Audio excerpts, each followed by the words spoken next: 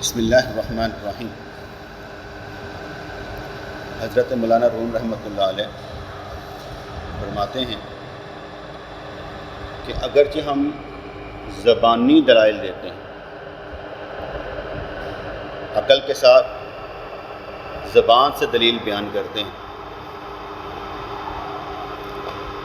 تو زبانی دلائل سے مشاہدے تک پہنچنے کے لیے اگر میں 20 سال کا فاصلہ بتاؤں تو وہ بھی کم ہے۔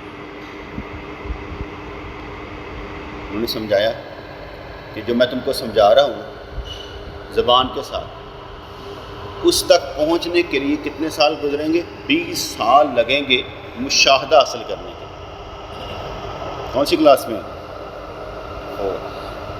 اگر آپ نے ایم اے کرنا ہو تو کتنے سال لگیں گے؟ ایم اے معلوم کیا ہوتا ہے؟ کیا ہوتا ہے؟ 10th کا، وہ میٹرک ہوتا ہے بیٹے۔ میٹرک کے بعد F A, B A, M A, 12 14 16 جماعتیں پڑھے ہوئے نا انہوں نے کہتے ہیں ایم اے۔ کتنی؟ 16 جماعتیں پڑھے ہونا تو ایم اے۔ آپ کے کون سی 4th میں ہو؟ 6 سال تو آپ کو 10 لگنے ہیں اس میں، میٹرک میں۔ اس کے بعد 2 4 اور 6 سال نہیں، 8 سال لگا، ٹھیک ہے؟ 14 سال ابھی لگے گا تمہیں ایم اے کرتے ہو۔ ابھی تمہاری عمر کتنی ہے؟ 10 ہونے لگی، تو 24 سال لگیں گے تمہیں ایم اے کرتے ہو، ٹھیک ہے؟ اب بات اوے پتر ایم اے کری، کیا میں نے کہا؟ ایم اے کری، اور ایم اے کرنے میں کتنے سال لگیں گے تمہیں؟ 14 سال۔ یہاں پر انہوں نے سمجھائی بات کہ زبانی دلائل سے مشاہدے تک، مقام تک پہنچنے کے لیے اگر میں 20 سال کا فاصلہ بتاؤں تو وہ بھی کم ہے، زیادہ فاصلہ لگتا ہے۔ لیکن وہ دیکھو، کہیں مشاہدے کی دوری سے گھبرا کر اس کی کوشش نہ چھوڑ بیٹھنا۔ ہم اکثر کہتے ہیں کوئی گل نہیں، ٹھیک ہو جائے گا، تو یہ کہہ دیتا ہے یار کوئی گل نہیں، ٹھیک ہو جائے گا، تو اسے کہا نا ٹھیک ہو جائے گا، ہو سکتا ہے اس میں ٹھیک ہونے میں 10 سال لگے، اور ہم اسے کیا کہہ رہے ہیں؟ فکر نہ کر، ابھی ٹھیک ہو جائے گا۔ یار ڈاکٹر کو معلوم ہوتا ہے کہ یار اس کا جو ہے نا پینڈا لمبا ہے، تو ایسے کہیں گے فکر نہیں کرنی یار، چند دنوں کی گل ہے، لیکن وہ چند دن چند سالوں کے برابر ہوتا ہے۔ تو یہاں پر انہوں نے بات کو سمجھایا کہ زبانی دلائل سے مشاہدے تک پہنچنے کے لیے اگر میں 20 سال کا فاصلہ بتاؤں تو وہ بھی کم ہے۔ کہیں مشاہدے کی دوری سے گھبرا کر، یار اتنا ٹائم لگتا ہے، بندہ پیچھے ہٹ جائے، افسوس کرے کہ میں اس قابل ہی ہوں،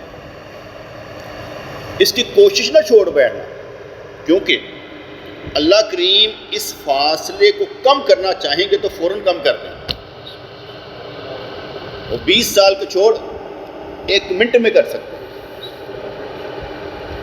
ہم اپنے پیر و مرشد رحمۃ اللہ علیہ کے پاس ہے، تو آپ نے مجھے فرمایا کہ بھائی آپ یہاں پر ذکر کرتے ہیں نا، تو اب یہ یہاں پر آپ نے ذکر کرنا۔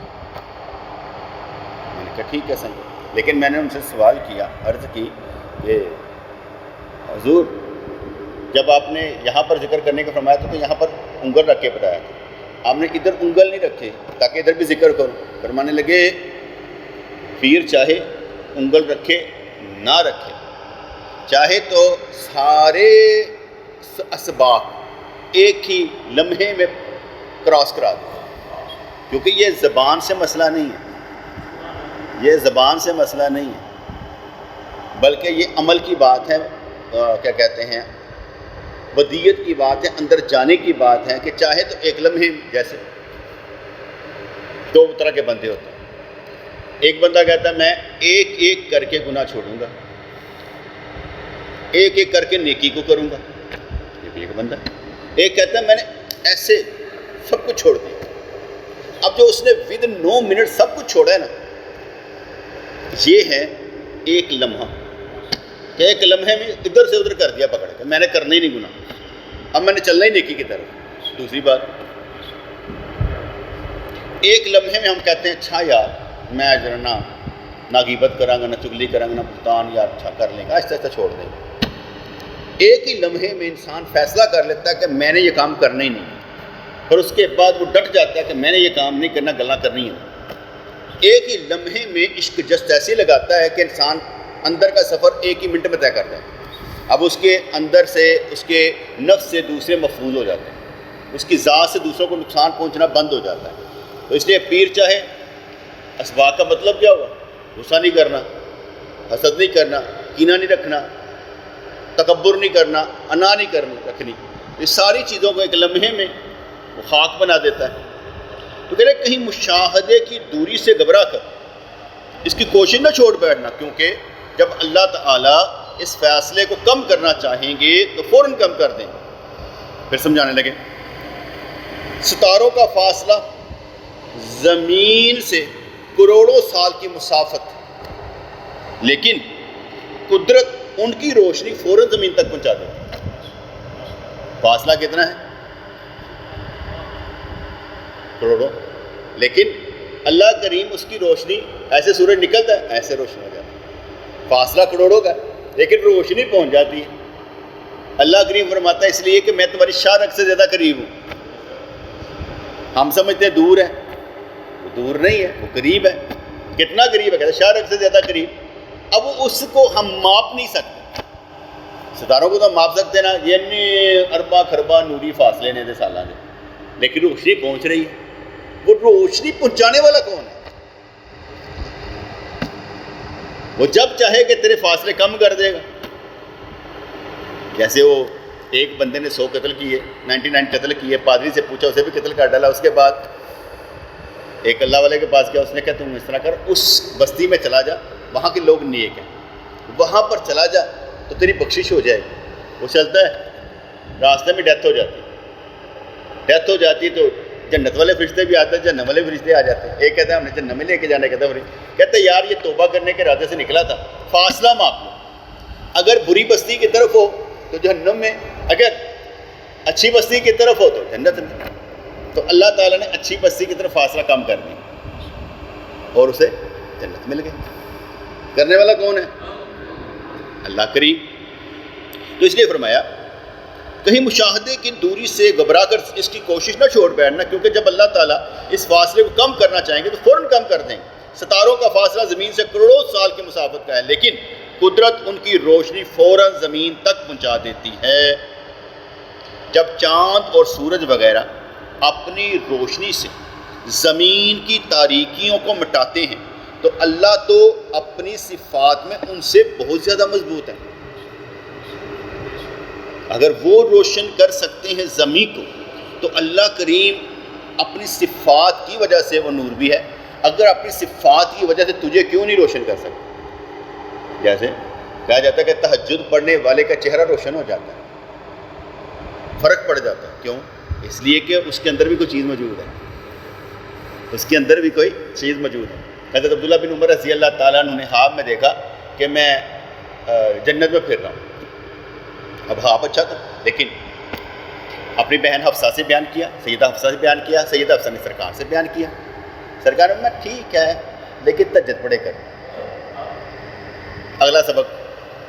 ایسے معاملے چھٹی نہیں جے ملتی، بندہ ایک کام تو فارغ ہوتا ہے، اگلا کام پاتا ہے، کہتے یار ہوں جان چھٹ جائے گی، اس اگلا کام پاتا جاتا ہے، لو پڑھو ہوں ہے لے لو۔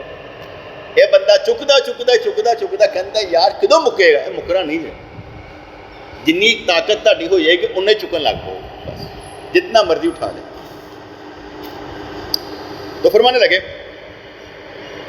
ستاروں کا فاصلہ زمین سے کروڑوں سالوں کی مسافت کا ہے، لیکن قدرت ان کی روشنی فوراً زمین تک پہنچا دیتی ہے۔ جب چاند اور سورج وغیرہ اپنی روشنی سے زمین کی تاریکیوں کو مٹاتے ہیں تو اللہ تو اپنی صفات میں ان سے بہت زیادہ مضبوط ہے۔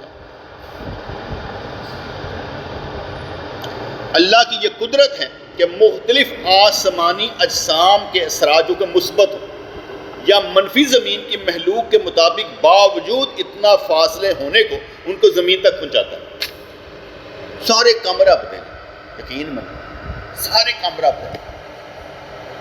ایک بندہ اپنے پیر صاحب کے پاس گیا، کہتا ہے کبھی تو اچھائیوں کا اتنا دریا بہہ رہا ہوتا ہے کہ پتہ لگتا ہے اچھائی کر رہی ہے، اور کبھی برائی کا ایسا دریا بہنا شروع کر دیتا ہے کہ لگتا ہے ایسی بری کام کر رہے ہیں۔ تو بزرگوں نے کہا کیا بات موجہ لگی ہیں؟ کہتا کیوں؟ کہتے دونوں دریا ہی نے، کدی انج کر کے چھائی والا چلاتا لگتا ہوں بس یہ ڈب کے رہنا، پھر اینے کہ برائی تو چلتا تو پھر بندہ کہتا لگتا ہے یہ مر جانا۔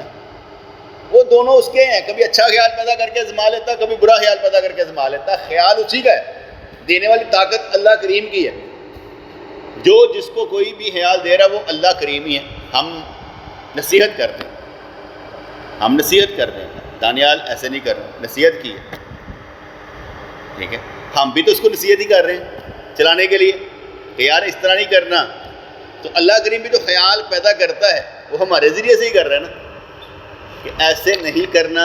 اب بندہ کہے یہ کون ہوتا مجھے کہنے والا؟ بیٹا تجھے کہنے والا وہی ہے، تجھے سمجھانے والا بھی وہی ہے، ذریعے مختلف ہوتے ہیں، آوازیں ایک ہی ہوتی ہیں، ورنہ بات تو وہی ہوتی ہے کہ سمجھانے والا اللہ کریم ہے جو اپنے بندوں کے ذریعے سے سمجھا دیتا ہے، ورنہ اس کو بھی دماغ میں تو پڑتا ہی ہے نا، ٹھیک ہے نا جی۔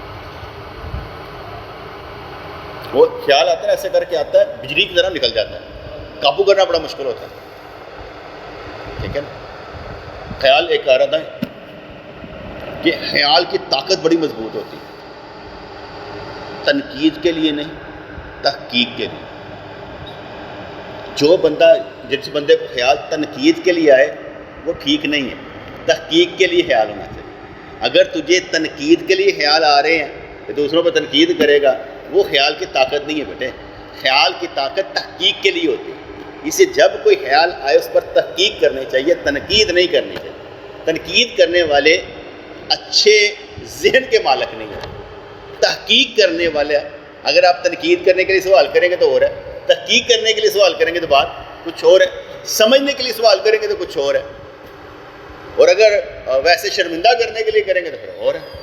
معلوم تو ہے نا، جیسے کسی کو ذلیل کرنا ہو، واسط بتانا مجھے، اللہ کریم ایسا پتھر بنا سکتا ہے جسے خود نہ اٹھا سکے، کیونکہ اللہ تعالیٰ ہر چیز پر قادر ہے نا، ان اللہ علی کل شیء قدیر۔ کیا وہ ایسا پتھر بنا سکتا ہے جسے خود ہی نہ اٹھا سکے؟ نہیں بنا سکتا، مطلب کہ اللہ کریم ایسا پتھر ہی نہیں بنا سکتی۔ اللہ کریم ایسا پتھر بنا سکتا ہے جسے خود نہ اٹھا سکے۔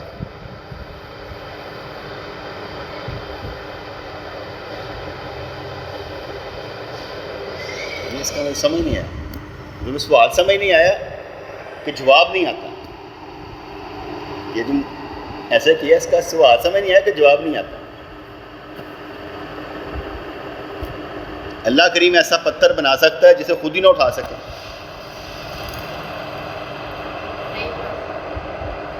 مطلب کہ وہ ہر چیز پر قادر نہیں ہے، تو بنا سکتا ہوگا تو قادر ہے نا۔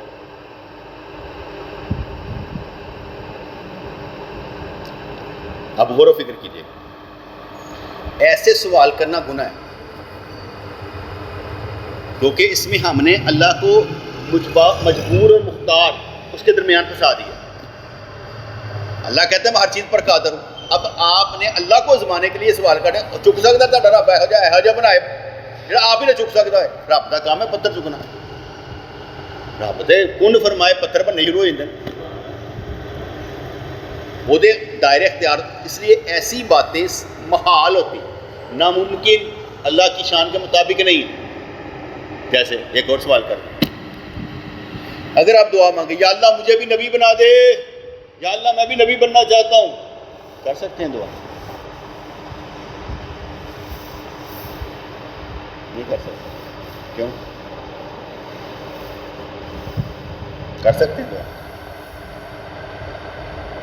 کیوں؟ وہ اس لیے بیٹے کہ حضور آخری نبی، ان کے بعد نبی آنا کوئی نہیں، اسی ایسی دعا مانگنا بھی جرم ہے کہ ہم ایسی دعا مانگیں جو کہ قرآن اور احادیث کے خلاف ہو، ایسی بھی نہیں مانگ سکتے۔ ابھی دو چیزیں بتائیں، ایک تو اللہ کی شان کے خلاف بات نہیں کرنی کہ ایسا پتھر بنا دے خود ہی نہ اٹھا سکے، ایسی چیزیں محال ہیں۔ نمبر دو، جو میں نے بتایا کہ ایسی دعا نہیں مانگنی جو ہماری اوقات ہی نہ ہو، بشر کی اوقات نہیں ہے کہ یہ کہے کہ مجھے نبی بنا دے، یہ اس کی اوقات ہی نہیں۔ تو کہتے ہیں اللہ کی یہ قدرت ہے کہ مختلف آسمانی اجسام کے اثرات جو کہ مثبت ہو یا منفی، زمین کے محلوق کے مطابق باوجود اتنا فاصلہ ہونے کے ان کو زمین تک پہنچاتا ہے یا نقصان دہ اثرات کو درہم برہم کر دیتا ہے۔ قرآن پاک میں آتا ہے کہ ہم جنگوں کو روکتے ہیں، اگر نہ روکیں نا تو یہ زمین تباہ ہو جائے۔ ابھی آپ نے دیکھا پاکستان انڈیا کی جنگ ہوئی، کہیں گے جی اس نے ٹرمپ نے جو ہے وہ سیز فائر کروا دیا، ایران کی اسرائیل کی ہو گئی، اس نے سیز فائر کروا دیا۔ بیٹے روکنے والا اللہ کریم ہے، یہ کائنات کو تباہ کرنا مقصود ہی نہیں ہے، اس لیے وہی چلائے گا۔ ہم ڈر جاتے ہیں شاید ہم صفحہ ہستی سے مٹ جائیں گے، نہیں کچھ ہوتا ہے، فکر نہ کرو۔ جن کو مٹانا ہے، اگر وہ غزہ پر قبضہ کر کے اس کو مٹانا چاہتے ہیں تاکہ ہمارا جو سمندری راستہ کھل جائے، بنیادی وجہ سمندری راستے کی نا کہ وہ راستہ کھل جائے، تو اس کا مطلب یہ کہ ان کا بندے مارنے کا مقصد یہ ہے سٹا راستہ چھوڑو، ہم وہاں سے جانا چاہتے ہیں، اپنی تجارت کرنا چاہتے ہیں، تم لوگوں نے تنگ کیا ہو، جو بھی ہے۔ اس لحاظ سے اللہ تبارک و تعالیٰ مارنا نہیں چاہتا، بچانا چاہتا ہے۔ اس لیے ایک دوسرے کو، ورنہ فرض کریں آپ کا کوئی دشمن ہوتا، آپ کا دل نہیں کرتا گولی نہ مار دی، ختم کر دیں، لیکن ایسا ہوتا نہیں۔ ایک دوسرے کو ہم روزانہ گولیاں جل کے مارتے نہیں ہیں۔ آپ کے ہمسائیگی میں آپ کے گھر کے ارد گرد کسی نے گولی ماری ہو اتنے سالوں سے، یہ بندہ مارا ہو نہیں ہوتا، بہت کم ایسی چیزیں واردات ہوتی ہیں، ورنہ یہ انسان اللہ نے بچا کے رکھے ہو، یہ اپنے اندر سے مر جاتا ہے انسان، اپنے ارادے ٹوٹنے سے مر جاتا ہے، خود کھوکھلا مر جاتا ہے، لیکن اللہ تعالیٰ نے جو امید دے کے رکھی ہو اس سے نہیں مرتا، وہ کہتا ہے میں سب کچھ انشاءاللہ اللہ میرا ٹھیک کر دے، آج نہیں تو کل سے۔ آفتاب حق کے سامنے ان اثرات کی کیا حقیقت ہے؟ جتنے بھی یہ ساری چیزیں کام کر رہے ہیں، آپ دیکھیں، آپ کسی پامسٹ کو ہاتھ دکھائیں گے نا، آپ کی کئی چیزیں بتا دے گا، آپ کی کئی چیزیں بتا دے گا جو آپ کہیں گے سچ کہہ رہے ہیں، ٹھیک ہے؟ جو علم نجوم جانتا ہے، ستاروں کی گردش کو جانتا ہے، آپ جا کے اس سے پوچھیں، وہ بھی آپ کو کچھ نہ کچھ بتا دے گا، آپ کے حالات بتا دے گا۔ لیکن اصل کیا ہے؟ اصل یہ نہیں کہ انہوں نے ایک اثرات سے محسوس کیا، علم سے محسوس کیا، اور اللہ کا علم سب سے بڑا ہے، اس علم کے سامنے سارے بیکار ہیں۔ اس لیے میں نہ کسی پامس کو ہاتھ دکھاتا ہوں، نہ میں کسی سے پوچھنا چاہتا ہوں میرا کل کیسا گزرے گا، لیکن اندر اخبار جا آپ کا یہ ہفتہ کیسے گزرے گا، مجھے کیا ضرورت ہے ہفتہ دیکھنے کی، میرا دن چنگا گزر دے بنے، میرے سال سے دن چنگے گزر رہے ہیں، مجھے کیا ضرورت ہے پڑھنے کی کہ آپ کا یہ ہفتہ کیسے گزرے گا، میرا چنگا ہی گزرنا ہے۔ جب مجھے یقین ہے اللہ کی ذات پر میرا ہر دن پچھلے دن سے بہتر انشاءاللہ آئے گا، تو مجھے یہ پڑھنے کی کیا ضرورت ہے کہ آپ کا یہ ہفتہ کیسے گزرے گا، سب جھوٹ لکھا ہوتا ہے اللہ ماشاءاللہ۔ ہر بندہ پڑھنے تو بعد کے اندر شاید یہ ہونے لگا، شاید تو کہتے ہیں جس طرح ستارے زمین پر اثر انداز ہوتے ہیں، آپ دیکھ رہے ہیں نا، اب کہتے ہیں جی کیا کہتے ہیں کلاؤڈ برسٹنگ ہو رہی ہے، بادل آپس میں پھٹ رہے ہیں، گلیشیئر پگھل رہے ہیں، یہ کس وجہ سے؟ ماحول کی وجہ سے درہم برہم ہو رہا ہے، کہیں پر سردی آ رہی ہے، کہیں پر گرمی زیادہ آ رہی ہے، ایسے کر کے اب ضرور اثرات پیدا ہو رہے ہیں، آپ کو گرمی زیادہ لگ رہی ہے، پہلے ہی آ گیا اپریل میں، یہ آپ کو سارا محسوس ہو رہا ہے، ٹیمپریچر کتنا جا رہا ہے 30 31، اور گرمی پسینوں پسینی بندہ ہوا، لیکن ٹیمپریچر اتنا زیادہ نہیں ہے، لیکن بندہ پسینوں پسینے کیوں ہے کہ وہ 80 کے مقام پر جو ہے نا، وہ کیا کہتے ہیں یہ جو مس کیفیت وہ والی ہوئی ہے، تو اس لحاظ سے وہ ان اثرات کے تحت جو ہے پسینوں پسینی ہوا ہوا۔ جب حضور علیہ السلام پر وحی آتی تھی نا، وہ اتنی بھاری ہوتی تھی کہ حضور ایسے جیسے بے ہوش ہو گئے، ایسے جیسے بھاری وجود کے ہو گئے، اگر کسی کے اوپر ان کا پاؤں پڑتا تھا نا تو وہ لگتا سے اونٹ ہی میرے پیر سے آگے بہ گئے، میری ہڈی ٹوٹنے لگی، اتنا وزن پڑ جاتا تھا۔ حضور کے منہ سے جھاگ نکلنی شروع ہو جاتی تھی، جیسے رالا نہیں مانے شروع ہو گیا، اپنے نشے میں کیسے ہوتا ہے نا، نشہ نہیں کہا جا سکتا، وجود میں وہ کیا ہوتا ہے، وجد میں سمجھ لیں کیفیت، اس میں آپ پر جب وحی آتی تھی نا، تو قرآن کہتا ہے نا لو انزلنا ھذا القرآن علی جبل لرأیتہ من خاشعا، کہ اگر یہ قرآن پہاڑ پر نازل ہوتا تو ٹکڑے ٹکڑے ریزہ ریزہ ہو جاتا، اور جس نبی پر نازل ہو رہا ہے کتنی طاقت کا مالک ہے، وہ برداشت کر رہا ہے۔ آپ فرماتے تھے کہ جو وحی ہوتی تھی نا، کیا کہتے ہیں، جو آتی تھی گھنٹیوں کی طرح، مجھے بڑی تکلیف دیتی تھی کہ سب سے آسان وحی کیا ہوتی تھی؟ سب سے آسان وحی یہ ہوتی تھی کہ حضور علیہ السلام کے پاس جبرائیل علیہ السلام آ جاتے تھے اور آپ کو آ کر سکھاتے تھے، یہ سب سے آسان وحی تھی، باقی وحیاں جو تھیں وہ مشکل تھی، تکلیف دہ امر ہوتا تھا۔ تو اس لیے یہ بات کہی کہ ان کے بھی اثرات ہوتے ہیں، اچھے بندوں کے بھی اثرات ہوتے ہیں، اچھی صحبت کے بھی اثرات ہوتے ہیں۔ جس طرح ستارے زمین پر اثر انداز ہوتے ہیں، اسی طرح انبیاء اور اولیاء کا وجود ستاروں پر اثر انداز ہے۔ حتیٰ کہ میں نے آگے بتایا، آپ جب نماز پڑھتے ہیں تو حدیث پاک کے مطابق زمین کی 7 تہیں پاک ہو جاتی ہیں، صاف، کیونکہ آپ نے اس پر سجدہ کیا۔ آپ کتنی طاقت ہے، آپ نے کہا سبحان اللہ تو جنت میں ایک درخت لگ گیا۔ آپ کتنی طاقت ہے، آپ کی طاقت کم نہیں ہے۔ آپ یہیں پر بیٹھ کے جنت اور جہنم بنا رہے، اچھا کرنے پر جنت، برا کرنے پر جہنم۔ اچھا کرنے پر جہنمی اثرات بھی دور ہو جاتے ہیں، جیسے وضو کرنے پر گناہ معاف ہو جاتے ہیں۔ کون کون سے گناہ کب معاف ہو گئے معلوم ہی نہیں ہے، لیکن گناہ معاف ہو جاتے ہیں۔ دستار باندھنے والے کو ضعیف حدیث کے مطابق عقل ملتی ہے، تدبر تفکر کی عادت مل جاتی ہے۔ کدیاں بنی ہوئی تو تسی یہ حال دیکھو، کدی تو بخار ہے تو حال دیکھو، فرق ہوگا۔ دستار پہن کے بندہ ذرا تھوڑا جا دھیان رکھ، دستار اتری ہوئے تو پھر دھیان اور رکھیں۔ آپ کو کہا تھا نا ماں کو کیا کہنا ہے، کہا تھا جا کے، جھوٹ نہیں بولنا، کہا تھا، آپ نے میری بات کا پر عمل ہی نہیں کیا، ایک دفعہ بھی نہیں میری بات پر عمل کیا، سننے کے بعد بھی عمل نہیں کیا، یعنی آپ یہ کیا بات ہے؟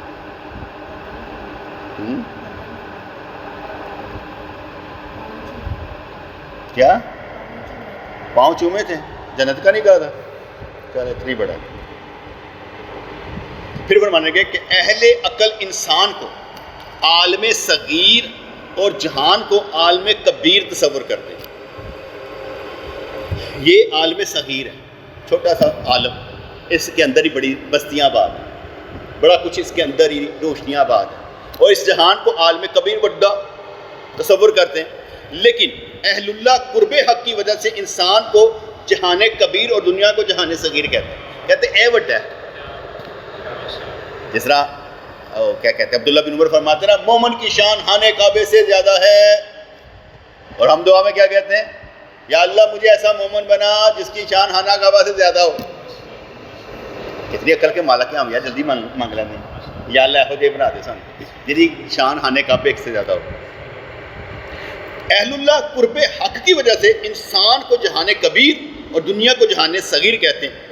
ایسا اس لیے ہے کہ اہل فلسفہ کی نگاہ صرف انسانی جسم پر ہے۔ یاد رکھو، اگر انسان کی تخلیق قدرت کا منشا نہ ہوتی تو اس عالم کو پیدا ہی نہ کیا جاتا۔ یہ سارے کے سارے جو ہیں اللہ کی مشیت، اللہ کی مرضی سے اس دنیا میں آئے۔ اللہ نے پیدا کر کے ہمیں، فرشتوں کو بھی آزمایا اور ہمیں بھی آزما لیا۔ فرشتے کہتے تھے یہ ٹھیک نہیں رہے گا، اللہ کہتے ٹھیک رہے گا، ہم بھی آزمائش میں پڑ گئے ٹھیک رہنا کہ نہیں رہنا۔ اور جب ہم اچھا کرتے ہیں تو اللہ کریم فرماتا دیکھا میں نے کہا نہیں تھا۔ کتنی مزیدار بات ہے کہ اللہ کریم ہمیشہ ہمارے بارے میں یہ فرمائے، دیکھیں میں کہنا نہیں سا بندہ ٹھیک ہے، کل حشر کے روز اللہ کریم فرمائے دیکھا یہ بندہ بھی تو اسی دن اسی وقت میں تھا نا، اسی دور میں تھا جس وقت تم تھے، تو یہ کتنا اچھا کام کرتا تھا، تم نے کیوں نہیں کیا۔ یاد رکھو اگر انسان کی تخلیق قدرت کا منشا نہ ہوتی تو اس عالم کو پیدا نہ کیا جاتا۔ درخت کی ٹہنی پہلے ہے پھل بعد میں، لیکن پھل کو حاصل نہ کرنا ہوتا تو ٹہنی کے وجود کے کیا معنی؟ ٹہنی پہلے آتی پھر پھل لگتا ہے۔ ٹہنی قیمتی ہے کہ پھل؟ دونوں ہی لازم ملزوم ہے۔ بیٹا قیمتی ہے کہ باپ؟ جواب یہ ہے بیٹے کے لیے باپ، باپ کے لیے بیٹا۔ بیٹے کے لیے باپ قیمتی ہے، باپ کے لیے بیٹا قیمتی، دونوں ہی قیمتی ہیں۔ بیٹے کے لیے ادھر منہ کر کے کہنا، ادھر کیوں کر کے ادھر کیا پاپا آپ میرے لیے بہت قیمتی۔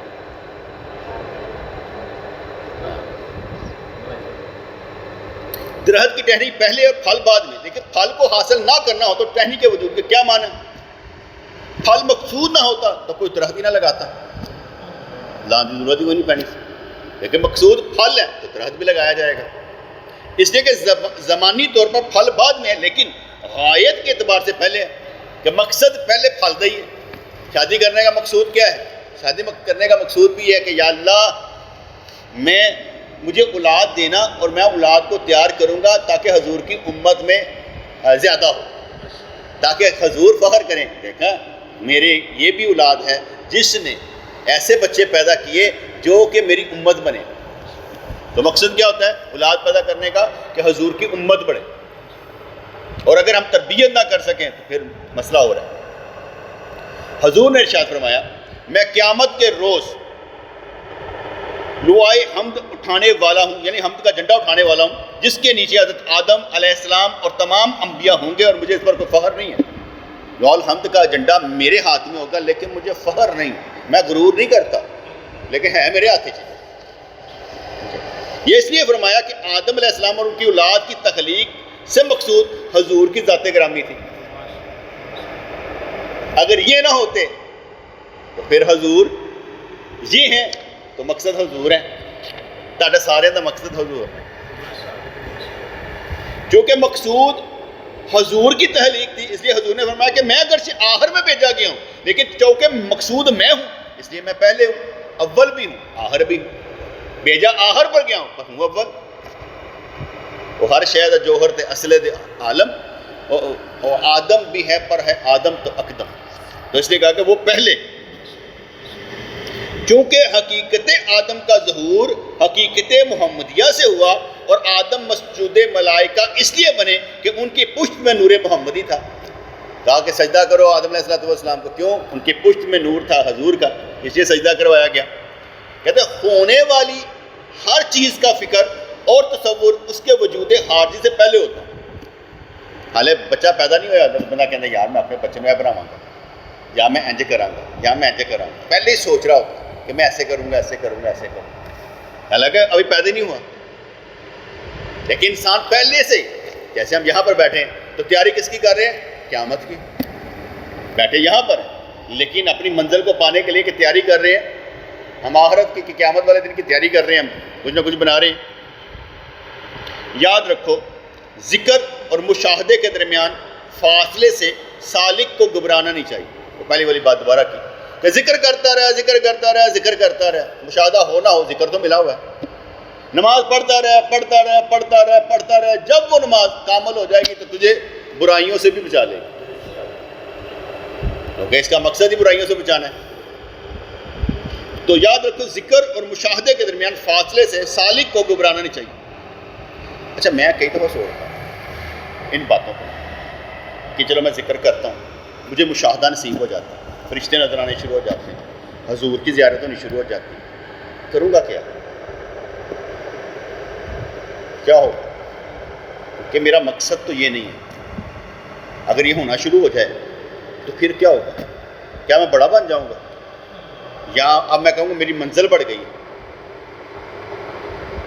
اس میں بھی مسائل بہت ہیں، ذرا دھیان سے رہنا پڑتا ہے۔ پہلی بات تو یہ کہ ایسی کیفیت تب پیدا ہو جب کنٹرولیبل ہو، بہکنے والی نہ ہو، پھر ٹھیک ہے۔ اگر بہکنے والی ہو پھر ڈرنا چاہیے کہ نہیں یار میں اپنے لیے یہ مانگ رہا ہوں، میں تو مانگ ہی نہیں رہا، میں نہیں مانگ رہا یار، مجھے تو نے بہت اچھا رکھا ہو۔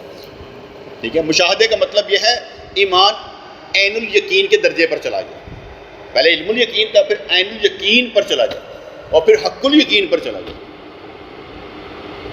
تو اس لیے فرمایا کہ ذکر اور مشاہدے کے درمیان فاصلے سے سالک کو گھبرانا نہیں چاہیے۔ قدرت جب چاہے فاصلوں کو کم کر دیتی ہے۔ اگر سفر میں کامیابی ہو جاتی ہے تو راہ کا فاصلہ دشواری بالکل محسوس نہیں ہوتی۔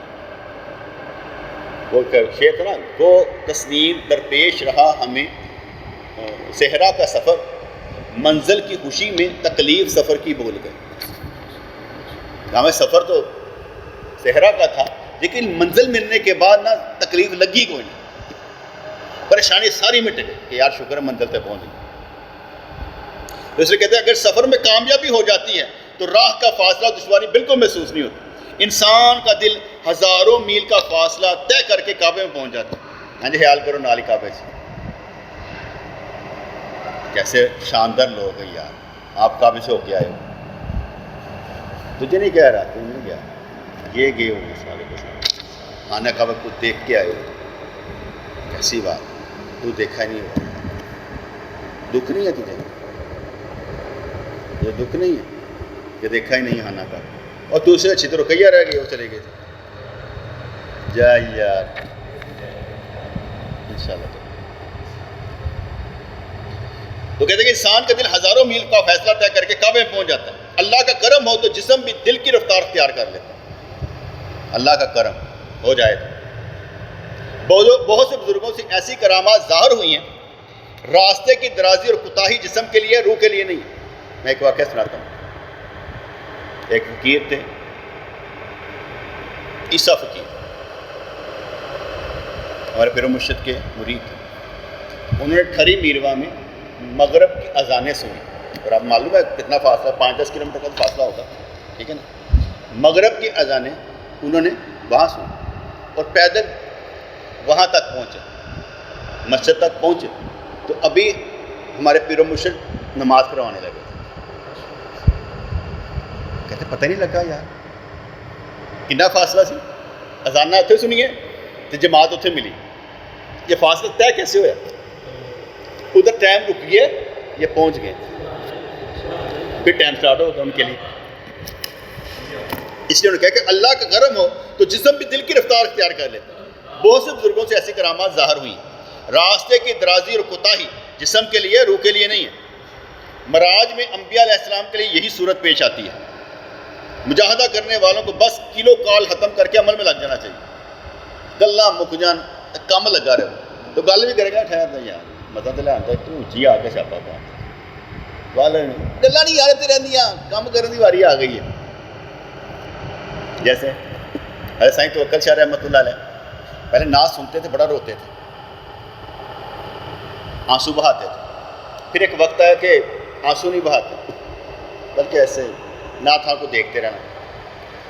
کسی نے پوچھا پہلے آپ جب نعت سنتے تھے بڑا روتے تھے، اب وہ کیف نہیں ہے. کہنے کا اصل بات یہ ہے جب میں پہلے نعت سنتا تھا نا تو محبوب میرے سامنے نہیں تھا، تو میں اس کے فراق میں سنتا تھا، روتا تھا. اب جب یہ نعت پڑھتا ہے محبوب سامنے ہوتا ہے، اس کو سنوں کہ محبوب کو دیکھوں.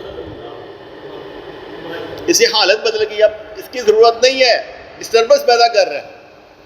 کسی وقت میں وہی تھا، سفر طے کروا رہا تھا، اب کہتے ہیں اس کی ضرورت نہیں ہے، منزل بدل گئی. اس لیے منزل جب بدل جائے تو کام ختم. مجاہدہ کرنے والے کو بس کیلو کال ختم کر کے عمل میں لگ جانا چاہیے.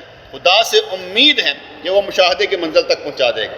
دنیا سے آنکھیں بند کر کے عمل کیا جائے تو منزل ضرور مل جاتی. حضور علیہ السلام اور صحابہ کرام کی سیرت پر عمل کر کے ایک انسان نجات حاصل کر سکتا. اللہ اکبر.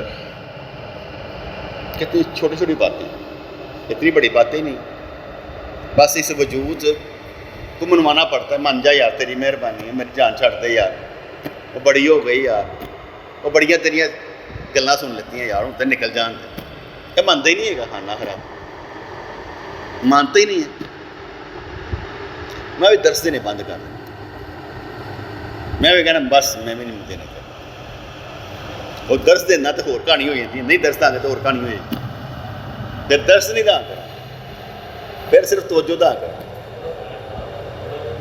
پھر درس ختم کر کے صرف توجہ نہ کام چلا لا کر. کیونکہ اصل مقصد دل بدلنا ہے نا، تو توجہ نہ بھی دل بدلیا جا سکتا ہے. کہتے کہ درس دینے والی توجہ یہ سب سے آسان ہے کہ درس میں ہی توجہ دی جاتی ہے. دوسری جو ہوتی ہے نا اس میں دونوں طرف کا رابطہ بہت ضروری ہے. تو بات سمجھ آئے کہ نہیں؟ درس میں تو توجہ جاتی ہے نا تو کیف بن جاتا ہے، لیکن جو دوسری توجہ ہے نا اس میں دونوں طرف کا ٹانکا جڑا ہونا ضروری ہے. ایک جیسی کیا پھر کوئی چیز اندر جائے گی، ادروائز مشکل ہو جاتی ہے. اس لیے وہ کہتے ہیں ٹائم لیتی ہے. یہ ٹائم نہیں لیتے، کوئی نہ کوئی سمجھا دیتی ہے، روزانہ کوئی نہ کوئی چیز اندر انٹر کر سکتی ہے. اللہ تعالیٰ ایسا پتھر بنا سکتا ہے اس کو خود ہی نہ اٹھا سکتا.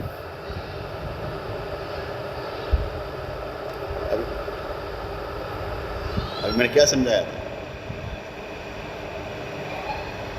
تو کھوتا ہی پوچھ پاتا ہے یار. جب میں کہا تھا ایسی باتیں کرنا محال ہے، یہ اللہ کے لیے نہیں ایسی باتیں، یہو جہ گلا نہیں کری. یہ اللہ تے الزام ہے، ٹھیک ہے. ایویں اپنے طور پہ دماغ لڑانا ہے، ٹھیک ہے. تیرے کہنا اللہ مشکل چ نہیں پہن لگا، انہوں پتا وہ کی کر سکتا.